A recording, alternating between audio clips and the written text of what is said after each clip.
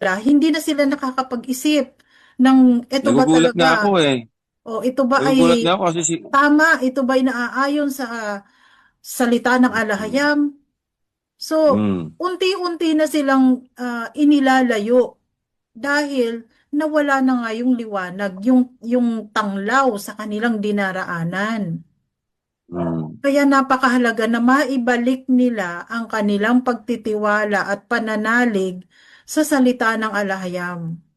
Maibalik ang kanilang, kumbaga, maituon muli ang kanilang pananalig sa salita ng alahayam na nakabase sa Torah. Kaya yun ang gusto natin na ipaalam sa kanila na dapat ang kanilang batayan sa kanilang pagtatalakay ay hindi yung corrupted. Kasi talagang ililigaw sila doon. Dapat malaman nila Hindi. yung mga, kung ano ang mga itinuwid ng mensahero, ano ang kanyang mga inihabilin patungkol dito sa Torah. Yun na nga eh.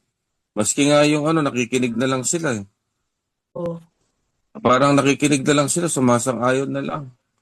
Eh samantalang madudunong yung mga yon.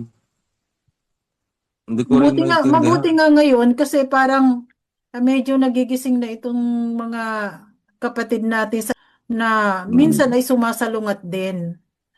Kaya lang minsan Mm. hinahayaan na lang nilang magsalita itong tagapagpaliwanag na madalas ay nagkukot pa doon sa mga sulat ni Pablo at pilit Mm. na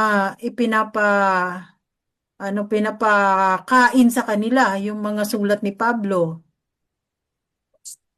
Kaya Pero yung nalilito. ano, yung sulat ni Pablo, pag pinapaliwanag pa na peke nga si Pablo, marami akong nakakausap na hindi matanggap. Hindi Hmm. matanggap yung na si Pablo ay ano, ay hindi totoo. Ay siya ay Oo. peke. Mm. Eh, May mga kahit, nakakatanggap din.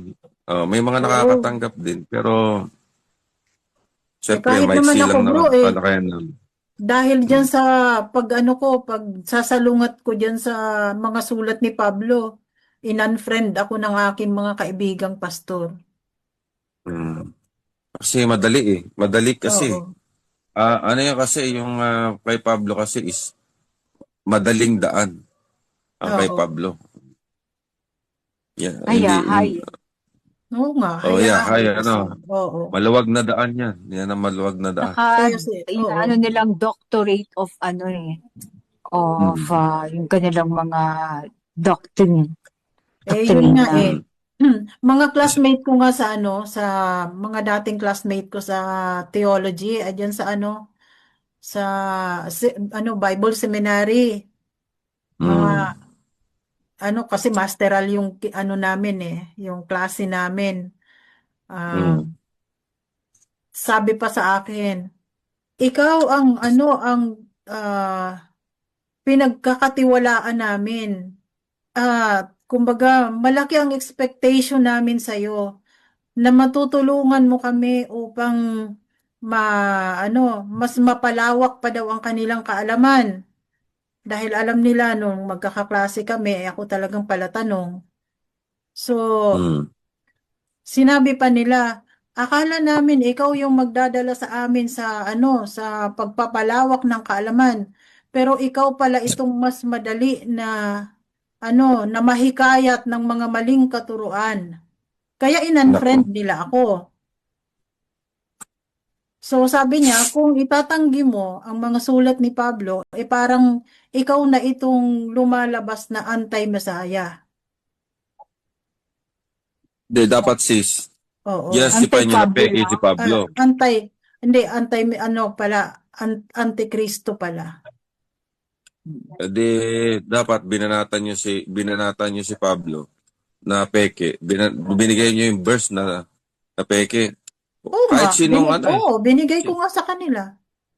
Pero Kahit sinong apostol. paano ko daw itatanggi yung isang apostol na na sumulat ng 13 aklat na pawang katotohanan naman, sabi.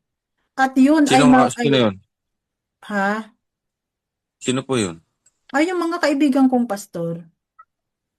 Hindi, yung 13 Si aklat na Pablo, Oo, sinulat. Pablo po. 13 Si naman Pablo? talaga ang Ah, kanyang 13 sinulat. ba sinulat niya? Yes, oo. Pinong-pino ang kanyang pagsalungat. Pinong-pino ang kanyang pagsalungat na hindi nga natin ito napansin noong nakasarado Mm. pa ang diwa natin. 'Di ba? Mm. Hindi natin 13 napansin pala yun. na napakarami pala Mm. ng kanyang mga pagsalungat na hindi natin Mm. pinapansin, na akala Mm. natin ay tama. Mabuti na lang dumating ang mensahero at itinuwid tayo na ang lahat pala ng mga sinulat niya na yon ay pawang ano, Baligta rin. oo, pagbabaliktad. Kumbaga, sinasalungat niya ang katuruan ng Mesaya. Kaya lang nakakalungkot dahil dun sa kung magpapatuloy yung ganyang lumalagpas doon sa dapat lang na ituro, eh, darating ang panahon, maiiba na talaga ang kanilang landas, maiiba na ang direksyon nila.